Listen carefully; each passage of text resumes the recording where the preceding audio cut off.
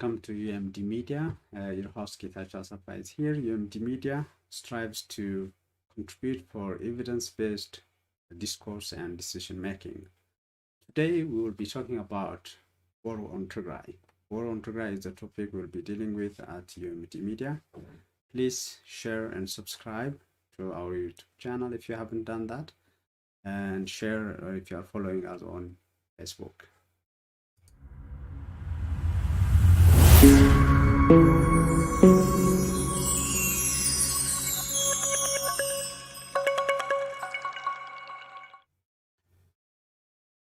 So today on UMD Media, understanding, measuring, and doing. That's the focus. And the topic we chose for today is War on Tigray. And it's my great pleasure to have Kasech Rayaweyti, aka Kasa, from Australia today. And welcome to my show, Kasech. Thank you so much for having me. It's a great honor to be invited onto all media. So thank you very much. Great, thank you so much. We will converse. We'll start our conversation with, Kasech. Who is Kasech? I will be asking you about the name itself, but tell us about yourself. So I'm from Melbourne, Australia, as you said, and I have two children that are both adults. So I've got Kasech Rayaweyti and Kasech Rayaweyti, one each. And my passion for this community really came when my kids were born. So wanting to really know about who they are, where they come from, and making sure that I'm teaching my kids positive ways to deal with their life and being part of a multicultural family, and really being able to strongly say, yes, I'm from Tigray, or, well, at the time it was from Ethiopia. And so I decided to start studying the history and the culture because it was for my kids. Obviously, they have the influence from their other side, but I think as a mother, it's really important to make sure that you're reinstating and reevaluating how you see the world so that your kids are able to connect with both parts of who they are. So my interest in everything is for my kids. So Kasech is just a normal mom, really, who fell deeply in love with Tigray and the Tigrayan people, the Tagaro people, and also wider Ethiopia, as I've traveled around the place a few times now. So that's really who I am. There's nothing more special to me than that. I am a project manager by day, have worked in aged care and is a registered nurse, but apart from that, I'm just a normal, everyday person in love with Tigray. Great. There is nothing more than being a mom. So I'm happy to you mentioned that a couple of times, and that connection with Tigray, with your kids and so on. So I mean, out of curiosity, you could have been Almaz, Aster, and I see Kasech. So any reason for that? Well, actually, the name I was first given, as you know, it's customary. You have a visitor, and all the mamas got really excited. Oh, this brilliant! We have to give her an Ethiopian name, and the first name they gave me was Burhan. And my community here know me as Burhan. And one of my friends said, that's an old lady name. I don't like it. I like Kasech better because it relates a little bit closer to what my actual name is. So I just started using the name Kasech from social media before the war and before my name was even known at all. I would often just go and comment on things as under an alias, and then all of a sudden the name got stuck, and and it stuck there as Kasech, and many people started saying it had to be Kasa. So that's why you'll see on my handle that it's Kasa, not Kasech, because people were upset that it was an Amhara name. I said, but both my children have Amhara names, so I said I'm just fitting in with them. Great. Maybe it's time to show to our audience your handle and Facebook. So I'm showing here Kasech Rayaweyti at Kasech handle Twitter, and let me see if Facebook has I can't see the handle, but Kasech Rayaweyti in Giz Fiddle and Kasech Rayaweyti, that's what we're seeing. Then you have a line that says, Alwayane, fight with my words. Sometimes nice, sometimes not. Always so thought out. I'm just reading it from your Facebook, and on Twitter, the same. And I stand with Tigray and Oromo protests and so on. So maybe this is a good as well in terms of I understand the Kasech where it's coming from or where it came from, and then I see Rayaweyti. For our English audience, maybe if you talk about Ethiopia in general and Tigray in particular, what's common is there is a diversity, right? Diversity of culture, diversity of language, history, all that. So talking about Tigray, we have Europe, on the northeastern, we have Kunama on the northwestern, and we have Raya in the southern, and so on. So any again, thing to say about the Rayaweyti? Rayaweyti, yeah. So Raya, it's a really bizarre story, and it seems a little bit too full on for some people who aren't very spiritually connected to where they're from. But I was driving through Raya, and I had this very sudden feeling like, oh, this place is too familiar. It just felt like home. I don't know. It was a very strange experience, and I didn't want to get out of the car. And then my partner, who I was traveling with at the time, said, "Get out, we have to go. These are the most lovely people in all of Ethiopia. You'll never meet anybody like the Raya people. They are the kindest, most hospitable, loving, kind people." And I said, no, I don't want to get out.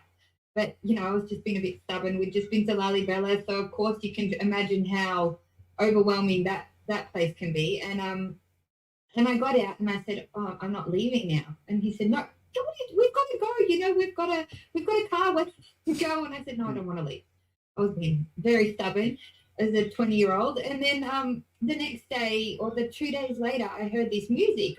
We were catching this day public bus, and I said, tears started flowing to my eyes. And he said, "What? What is this emotional woman doing?" And I said, "Where's this music from?" He says, "It's from Raya, that place you didn't want to get in and out of the car." And ever since then, I've just been obsessed with the Raya culture, like the people, the diversity, the uniqueness of the Rayan people.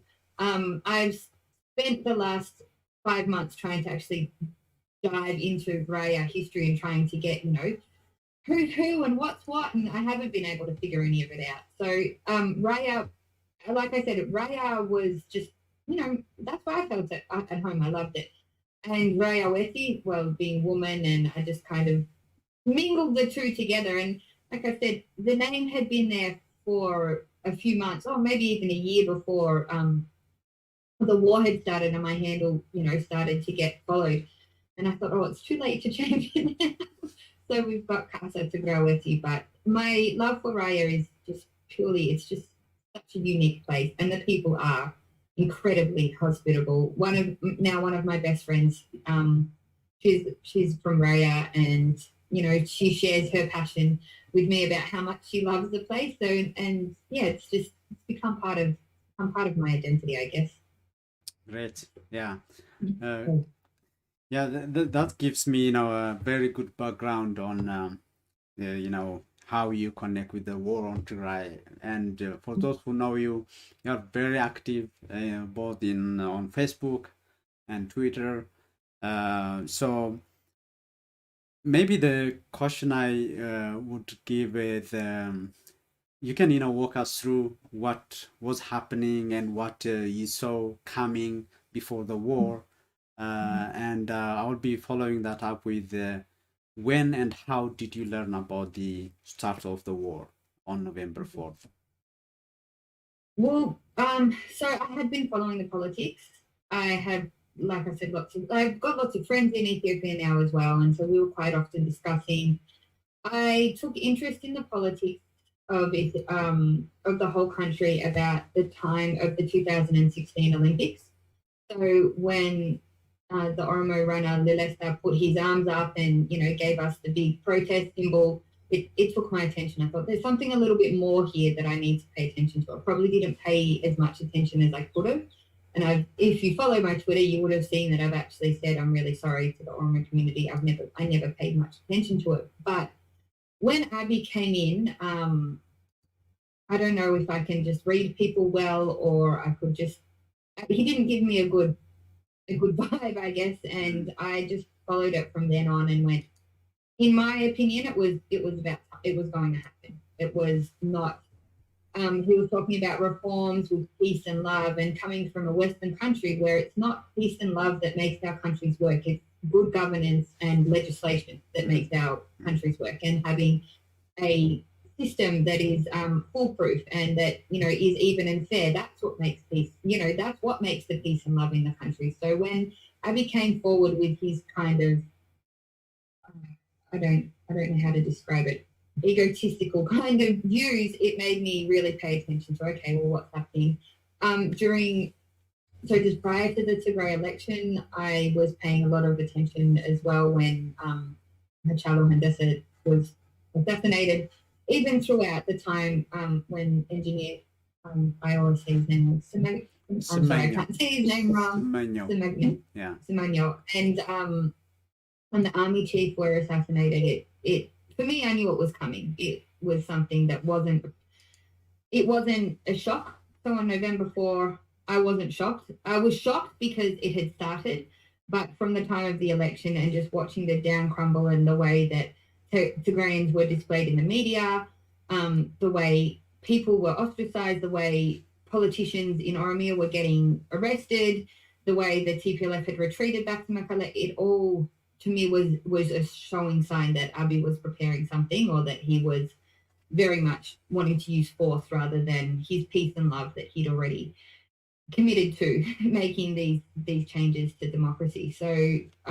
November 4th, I had a friend call me. I had already become quite vocal after the elections, and I had started to see the downfall of my own friendship groups. I had posted for Tigray elections on my Instagram handle, so I've got an Instagram the same.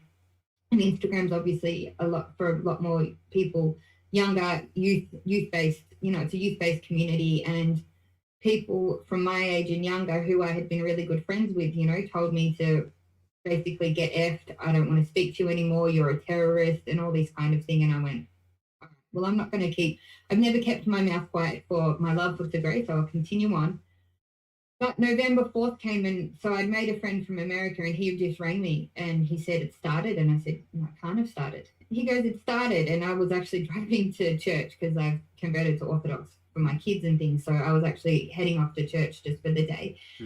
And I was with Abba, and we checked, and he, checked up all of the media with me, and he's like, yeah, he's right, it started. So it wasn't, like I said, to me, and I'm not, most people that were following the politics, it didn't come as a shock, but it was still, okay, here we go. Like, all battle stations, let's try as much as we can. And I think from then, I just thought, well, I've got so much fire and passion for the people, and so much love for the people, and understanding that many people that my friends as well, didn't know much about the history, or they wouldn't know much about the politics. And I'd always be talking about it, and they'd say, this is, how do you know all of this stuff? I said, because I'm interested. So after it started, I just thought, whatever I know, whatever I can comment on, whatever I can say, if it's going to help the youth start protesting or start taking some interest in what's happening politically and historically, then I'm just going to say what I need to say.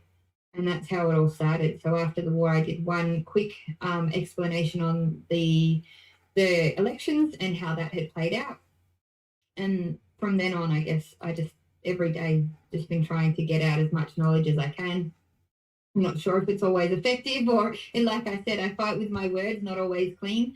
Not always nice, but this is war. It's not a time to be playing polite politics with Abiy. If people need to hear what Abiy's doing, then I'm willing to say it. That's how it all came about. Yeah. I hear you loud and clear in terms of your know-how of what was going on before the war. I think many people did also saw that coming, but what may not be under the radar of everyone is the scale, the atrocities, the number of forces involved, domestic and otherwise, and so on. So tell me about that. Now we are over 172 days when we did this show, or when we are doing this show. So over the last 5 months plus, what did you see? What did you hear, and what what does it feel to be in this situation? It is literally down my spine when you ask me about it. Like you said, people knew it was coming. I think myself definitely, I underestimated the scale of it. I didn't expect the drones. I expected Eritrea's involvement slightly. I didn't expect a full flood of Eritrean soldiers. I never would have thought that. For me, like I said, I am obsessed with the history. I love the history, and to be seeing people of, basically the same background turn on each other, that for me has been a really big shock. I know I've missed out a lot. I wasn't part of the community during the Badmi, conflicts and all of that stuff. So I've missed out on a lot of that kind of separation between the people. But the extent to the which the troops have devastated the civilians has just, that is not something that, I don't think we see that very often in war. I mean, there seems to be codes of conduct since World War II. That's why the UN and the Geneva Convention and all of these world bodies came together, because to prevent atrocities to civilians like this ever happening again. And that's why, luckily I come from a immigrant background that was complete. Our family lost everything in World War II. So my family are only new Australians. Hearing their war stories is it just seems like an average day compared to what I hear in Tigray. Like, I could not ever pictured that people could do what they're doing, especially to the women and the children, the rape and the disfigurement of women just because of their ethnicity. That I don't think anyone could be prepared for. I see the worst of humanity at this point, and it's not even, you see war, and I'm not afraid to talk about wars and to talk about devastation and destruction. And I understand that things like this happen, but to the scale it's happening is just, it's mind blowing. And the fact that the world is not actually taking it so seriously. And I guess it is a bit of a shock to humanity. It's a bit of a shock to the human system to think that, can people really be doing this? Oh no, it has to be made up. Maybe that's what's going through their mind. I'm not sure. But as the evidence comes out, I've learned, like, just through my experience with the Tigray community, is quite often they'll tell you this and this is part of our history, and I'll go off and research it. And I'll go off and I'll say, I get given the information with a bit of a critical lens and go, oh, I'm not going to believe you completely. I'm going to go off and research it. And more often than not, yes, whatever that lead told me was completely true. And that's why when this happened, I believed everything. I believe everything that comes out from our social media pages, and I don't need the backup of the Western media, because I know that the Tagaro people work with integrity. They don't lie. They don't try and put themselves above where they're not supposed to be, and they don't try to put themselves down when they're not supposed to be. They're just honest about who they are and what it is that they experience. And yeah, it's been mind-blowing. The drones, I never expected the drones. I didn't expect that, he was going to go that far. I know he wanted to collect the political leaders, but to attack the civilians, I don't think I could have prepared myself for this. Yeah, I think even the fact that they wanted to do that, closing all information channels, transport, infrastructure, everything that I think is beyond anyone's expectation. And then the idea of actually in this show, I usually mention that they say nothing comes out from Tigray in terms of information on what's happening. They did it on under communication blackout. Then when something goes out, they deny it. And when they can't deny, they undermine it, tribalize it. When they can't do that, they try to make it acceptable, expected, part of the game and so on. So it's, for me, even sometimes I grow up in Tigray, but I am like, still thinking, is there any chance this could be, a dream that I will wake up to and then say, oh, it was a dream, it was not real. So, I mean, just, from your interaction with the community, your own experience, I just, that human element, that personal element, anything you want to add on that would be, I guess, like for me, I can be still slightly removed. I didn't grow up there. As much as I the place, it doesn't matter who you are. If you're not born something, you feel a little bit slow. Seeing my family, I think it's just kind of. Yeah. It's getting a bit, yeah. Just pause it, see? Okay. Continue, let's try. Yeah. Sorry. All right. Are you getting echoing? Yeah, a bit, yeah.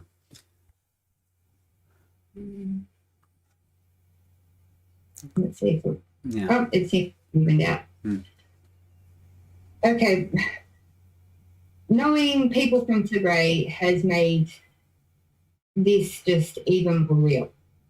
I think from many Western observers, they will see what's happening and it's another atrocity that happens in the world. We see things happening in every single country. We don't stand up for people in every single country. That's the thing that I keep trying to reiterate to the community. Come on, if there's something going on in the Philippines that's atrocious, you might see it on the news, but you pass it because it's just another atrocity. But for me, there's no ignoring this now. My friends and family are impacted. People that I've loved and grown very close to have lost family members. Mona Lisa herself, the young girl that was made an example of in the media to show the world, I know her family.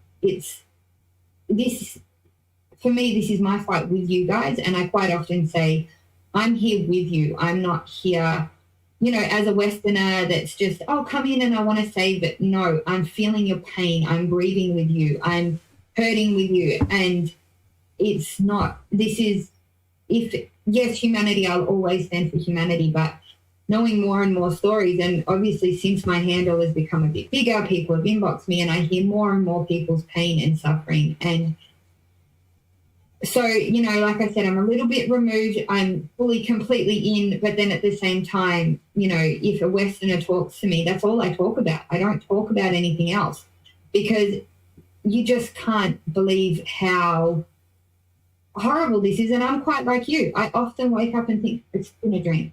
Please tell me that this has been a dream. Please tell me that this has ended. When is it going to end? And then I get absolute, fear and shock.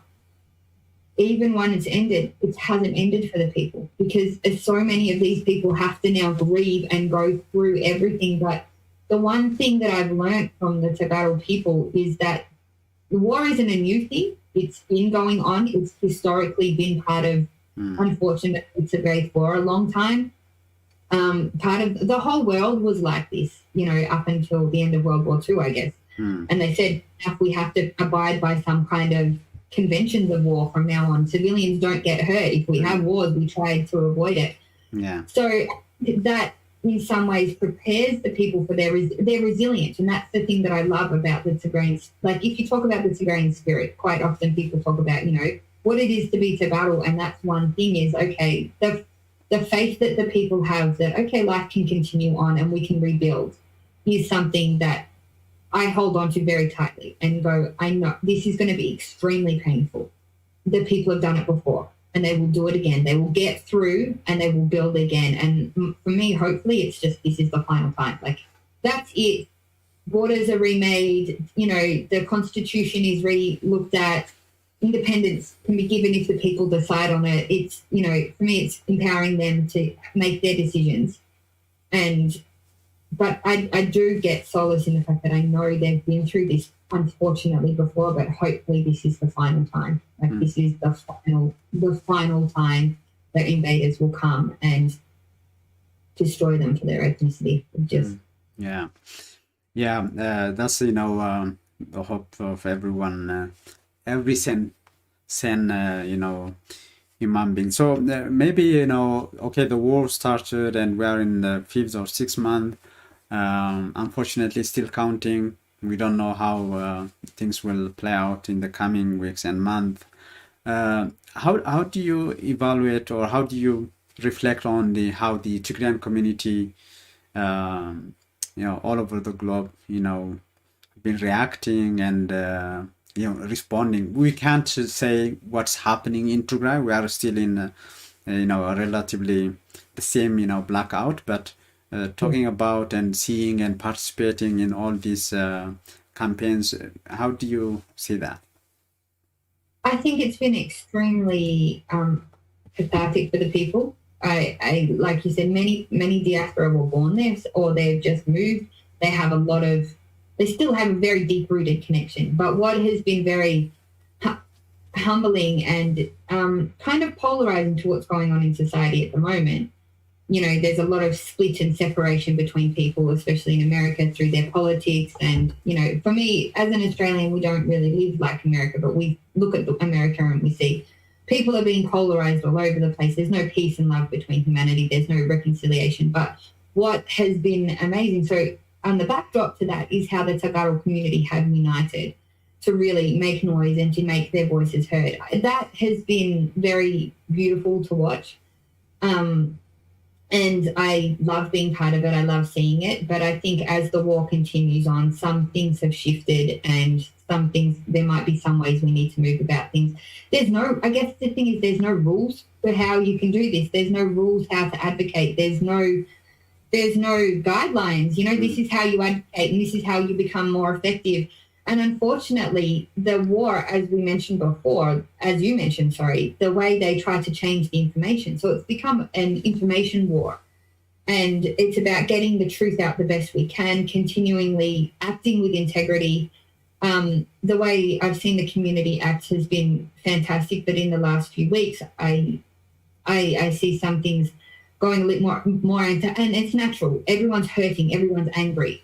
But antagonizing back towards the Amhara community is, for me, it's not. I don't think it's appropriate, because at the end of the day, we can't take our hurt out on those people that are living in America. Yes, we know they've punished, they've sent money over, and they have these bad and vile opinions. But starting a war outside of Tigray is not going to help anyone. So, but keep moving, keep making your voices clear. That's been fantastic. I think that's just the way the people have come together and supported each other, especially on the youth section. So if you go to Instagram, there are some pages and some really young, dynamic youngsters from, 17, still in high school, really putting their whole life behind this.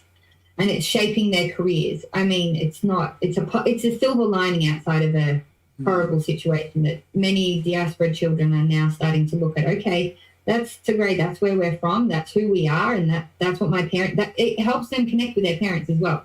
I guess, and explain, okay, that's what you're on about. That's why you've been like this my whole life. That's why you haven't, assimilated completely into American culture or Australian culture, because where you're from is very unique and an amazing place. So I think it can be healing for some people, but it's very important not to get lost. As a foreigner being on the outside, I very consciously try to make sure I'm not making decisions for the people on the inside. And I believe anyone in the diaspora has the same responsibility, because unless you're there physically voting or fighting with your family and friends, you can just advocate. For me, it's very important that the community just continues to advocate, not be aggressive towards other communities, but just continue to work on that high level of integrity. That is what binds the people of Tigray together. That is what makes them like I mentioned before. Integrity is so important in the Tigrayan community. They will often tell me something about history and it's proven, it's backed up. There's no lies, there's no exaggerating, there's no media stunts. Yes, we need to get the media attention, But stunts and things like that, I don't think are helpful for our cause because we don't need it. The truth is there. The atrocities are there. It's not something that needs to grab. We just need to continue to work with integrity and tell the truth. Great. We will talk a bit more about that later on. Maybe I want to jump to how you see how the international community reacted to this. By that, we can talk about countries, we can talk about in general, we can talk about what has been happening within the UN Security Council in Australia, or comparing countries like Ireland. Anything that you observed during the past. Ireland has been absolutely incredible. And I think a lot of the Irish people probably relate to the struggle a lot better.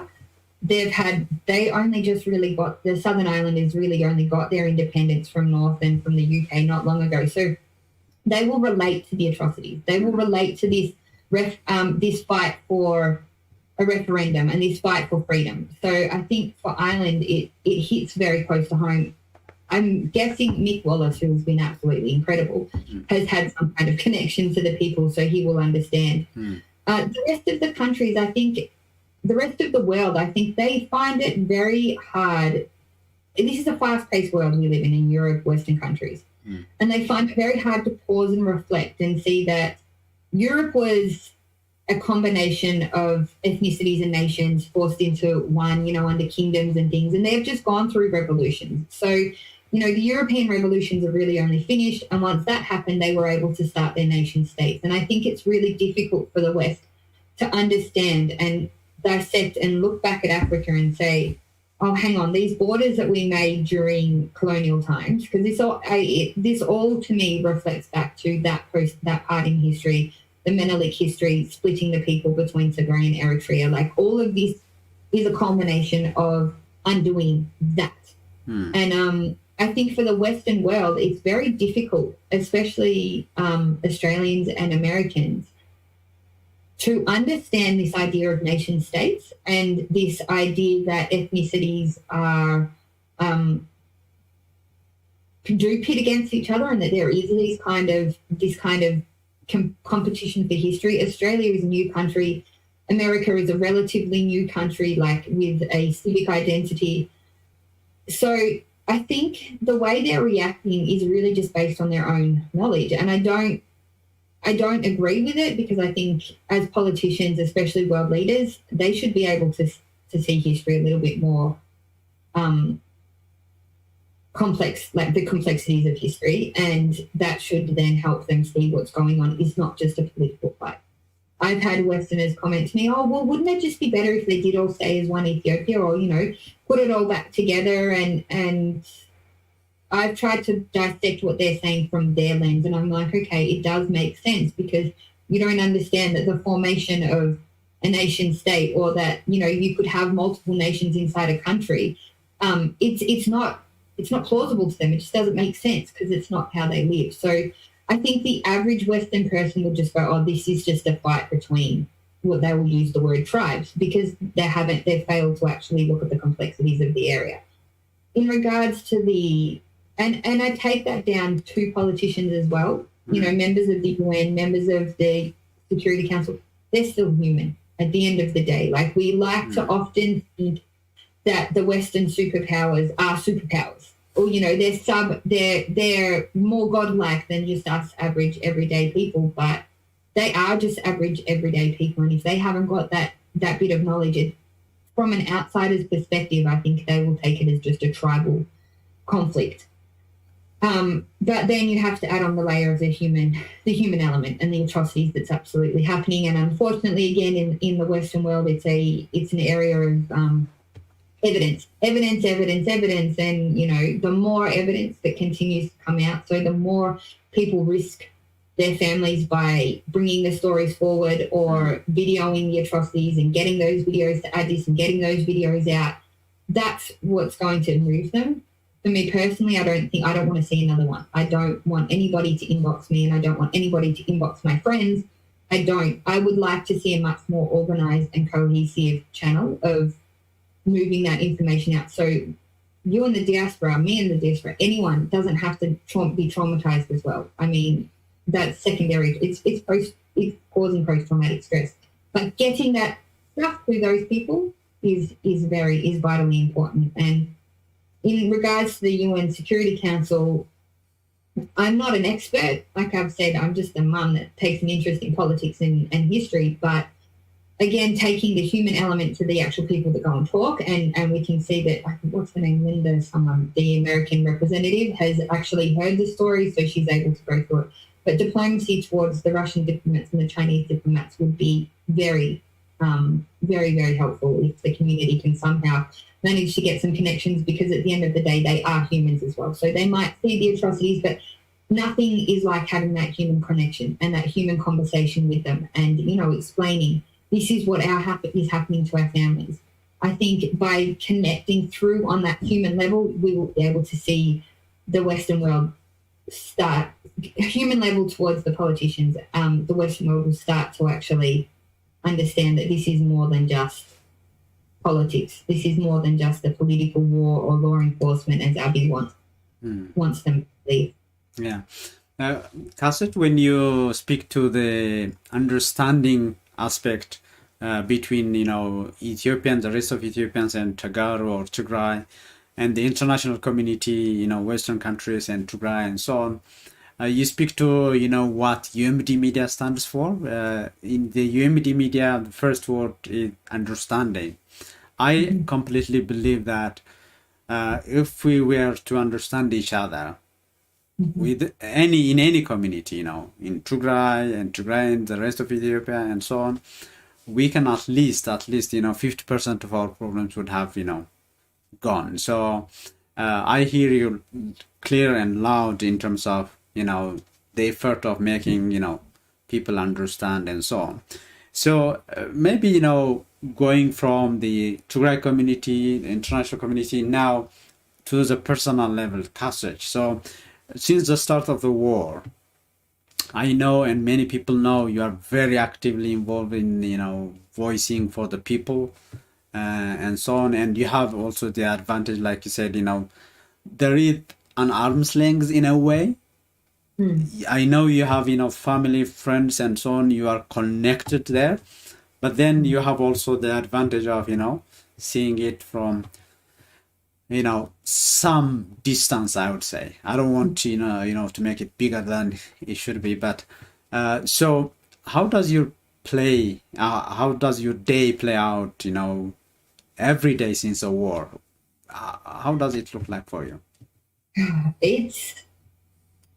It's shameful, really, to say that, as a mum and I work full time, I should be able to focus, and growing up here and having the best access to, mental health care and whatever, it should play out pretty smoothly, but it doesn't.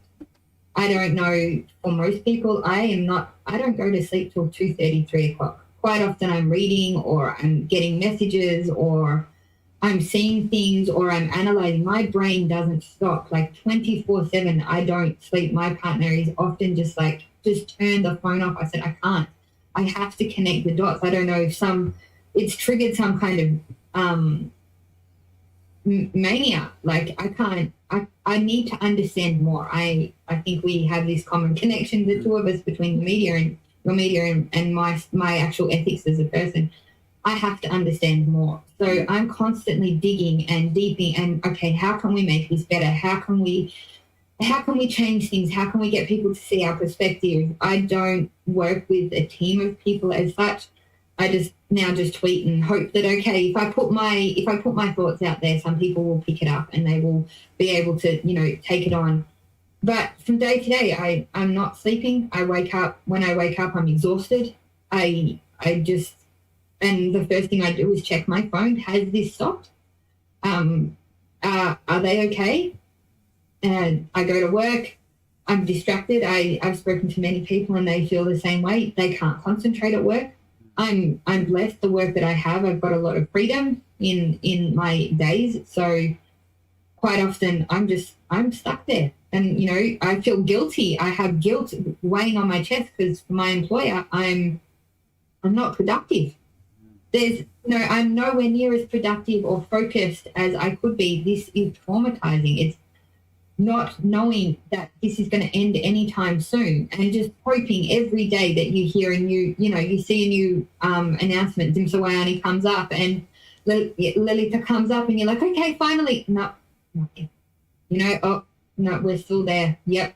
I don't understand Tigrinya properly, so I work with the Tigray, so I'm running into his office every day. What have they said? What have they said? And even for him, like, just watching this person's my best friend, watching him have to go through work and just block it all out and like, no, Kasech, I can't deal with it. I can't deal with it now. It's for me. And then I get home and it's like, all right, kids now, like, focus on them. Mummy, why are you always on your phone? Mummy, why are you always checking? I can't. So that's me being removed. I can't imagine what people whose family is there and how their days are playing out. I mean, I see my friends. I've made many more friends, and you just go, this is global trauma. It's not, and that's why I mentioned before about passing that. So this is just my personal opinion. If people want to do, I don't want to tell people. Like I said, I'm an advocate. I don't want to tell people how to live, especially back home. I don't want to tell people how to do it. But personally, for me, that's why I don't want to see the images. I would just rather see a channel that somehow gets them to Western media or somehow gets them to Amnesty or Human Rights Watch without everybody having to see it, because I just believe collectively everybody is suffering. As if I'm suffering and my direct mother and father aren't there, or my direct brother and sister aren't there, I cannot imagine the pain and suffering the community and each member of the community is going through. Yeah. It's very, to the core of the issues, at the personal level, at the humanity level, and so on. So everybody, we don't even know how to handle the issue, how to deal with every day. Myself, I have young kids, and I don't know how even to communicate to them when they overhear something and they ask me issues and stuff and so on. So I totally understand.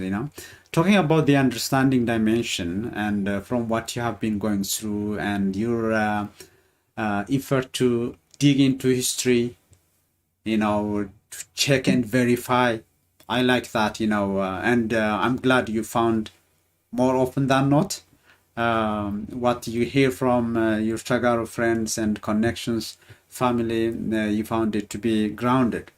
So, Yeah. but I know that you don't want just continue like that. You want also to contribute to the engagement, to the understanding.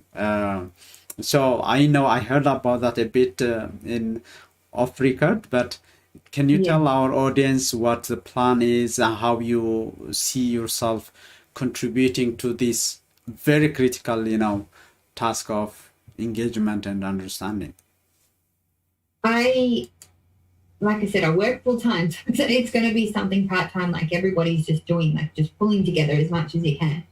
But I've quite often, been thinking, how do I make my understanding louder and heard, and what is it that the Western world hasn't been doing? Like I said, it's very difficult, I think, for the Westerners to actually understand the dynamics of the Horn of Africa. I don't believe this is now not just a war on Tigray. This is a whole understanding of the dynamics of the Horn of Africa, how the countries that we see now were formed, how they were split, how the ethnic groups and things. So for me now, I just go, well, what can I do? I am not a politician. I can't get up there on the UN, in front of the UN and talk as much as I would love to. I'm not a diplomat, so I can't go into Australian Parliament and they send me there and I can go and talk to Abby. No, I can't. Probably couldn't do that anyway. I'm assuming my name's been blacklisted. Well, my alias has been blacklisted. So what can I do to make more understanding? I said, well, I'm not a historian, so I can't just go and present facts. But what I can do is have conversations and engagement conversations with people.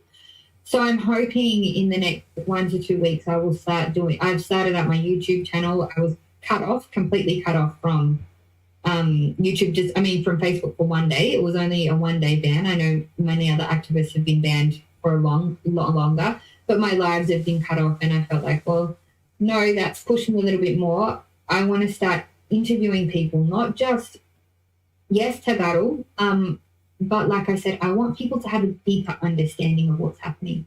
So my focus is going to obviously be the diaspora, but newly left people that have newly left the country or have grown up, not even just newly left, but have grown up there a significant portion of their life, because they're understanding. I want people to understand the day-to-day life leading up to this war and what they would like to see for their friends and family back home. So I'll be hopefully hosting some kind of interview sessions or discussion sessions on YouTube with people from all different backgrounds, from Tigray, from Eritrea, from Oromia, from Command, from Agal. I want to discuss about what it's like to have been an oppressed person in that continent, having their identity oppressed, not an individual, but from the identity perspective, what it's been like and how can they move forward and how would they like to see things move forward. I would welcome Hara people if they want to come on and have a respectful discussion and a truthful discussion. And I've said things on my social media that I think people might, think that I'm antagonizing or I'm disrespecting their suffering and pain. No, I'm not. I want to make this very clear. I understand that there has been massacres of Amhara people, but my point is, and it might come across as the tone in the tweet, is where's the evidence? I work from an understanding and an evidence-based perspective. If it's there, okay, we need to address that. That is something that needs to be addressed. But until, it's not just fake ESAT media. Like, I've watched that for many years and I've questioned it and gone, this just doesn't make sense to me anymore. So yeah, the next part of my journey hopefully is continuing to just teach the Western world what it's like, so they can have an understanding like I have an understanding. Great. And maybe we'll see the change. Great, awesome. Hope this great idea would come to fruition, anytime soon. Like I said, my life has been upside down. I don't know where my day starts, where my day ends. So I've, got now a plan, and I'm like, okay, you need to stick to it. I'm bad at sticking to routine at the best of times. That's my personality, but it's been completely out of it. So hopefully Saturdays will be my day that I will start interviewing people, but I just need to get a few things in place, learn how to use this media stuff, and then we'll see how we go from there. Awesome. Let me know when you are ready. We will announce it on our show as well. Maybe, I can't believe we have been talking for 50 minutes now almost. So I will be, making it shorter. In terms of Tigray, so let's make it softer now. So is there anything that you know about Tigray and you wish, other people knew about it? Something that stood out, it could be anything, but... yeah, it's... Okay, the Western world, like where we are, we're trying to connect back to some kind of spiritual system. So church has been lost, but people are trying to, they're getting into this new age stuff. And the people in Tigray, you just go, the uniqueness, it doesn't matter what religion you're from, that unique, so the West is really sucking, trying to catch up to, okay, let's try and spiritually connect through yoga and through this and through that and all these different things. And you go to Tigray and you're like, wow, all that stuff that we go searching for in this Western world, all this happiness, this internal happiness, this love and respect of community, we undid all of that human element to life, and they still live it. I wish the Western world would actually know. People in Tigray and in wider Ethiopia, their families love each other. It's just amazing. Of course, there's issues within families, but the community love each other. If you're a single mum and you've got support from your aunties or your sisters or your neighbors, if you've lost a parent or you've lost a child, your grief is supported. You're held there and loved and cared for. That's what I wish the West would work. Tigray isn't just, a place of history. Tigray is a place of the future in my eyes. If they continue to live through their community values and don't, succumb to a lot of Western values, one thing is the way the women are. They have pride in who they are, how strong they are, what they look like, but in a conservative way, in a way that they don't have to show off and they're not flashy. If Tigray keeps that kind of value, they're not only going to preserve history, they're going to lead the world back to how how we can live in a happy society and how we can live respecting, especially multiple religions. That's the one thing I wish the West could see. That you go to Tigray, yes, they might be poor, yes, there might be dust on the street, but the people, we are searching for this kind of spiritual happiness, and they have it. Until now, they have it. That's what you get from Tigray, and that's what we can bring to the world. It's maintain who they are, and they're a leader into the future. That's awesome. My vision. Awesome, great. I don't know how long you have been in Tigray in terms of just one go or a number of times, short period, and yeah. 3 times. I've been there 3 times, about 2 months each. Okay, so do you speak Tigrinya? Any Tigrinya?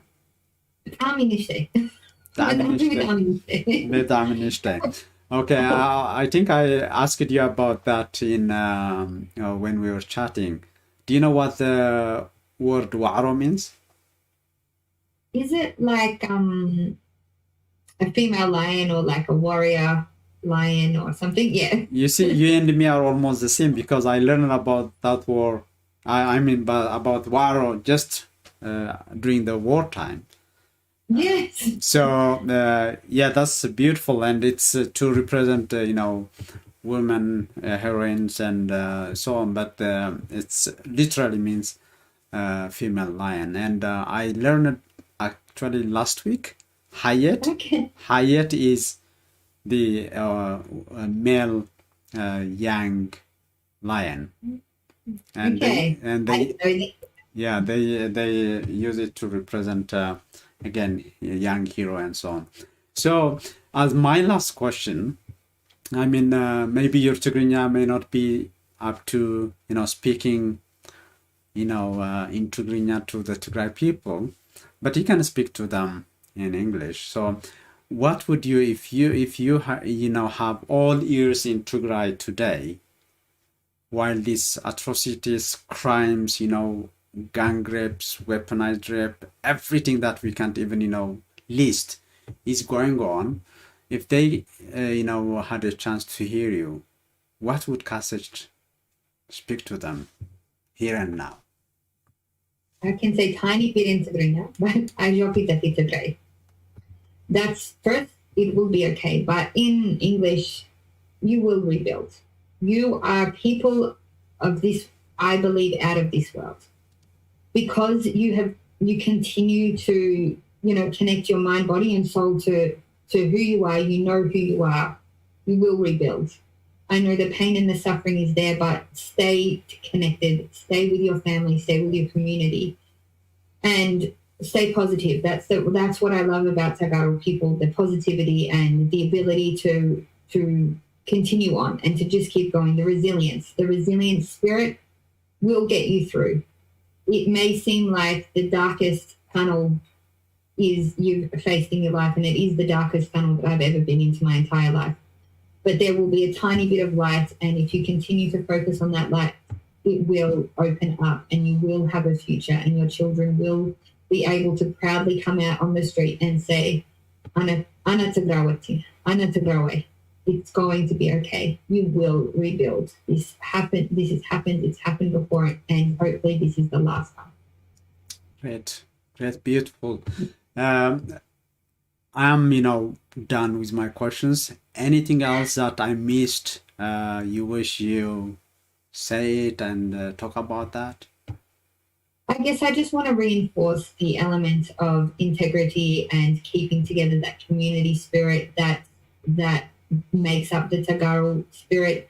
Connect to your parents, your grandparents, and ask them, what does it mean to be Tagaro, and continue to work from that level. Don't drop down into the petty games, the name calling, the antagonizing, the, going into the backyards of the enemy and attacking them.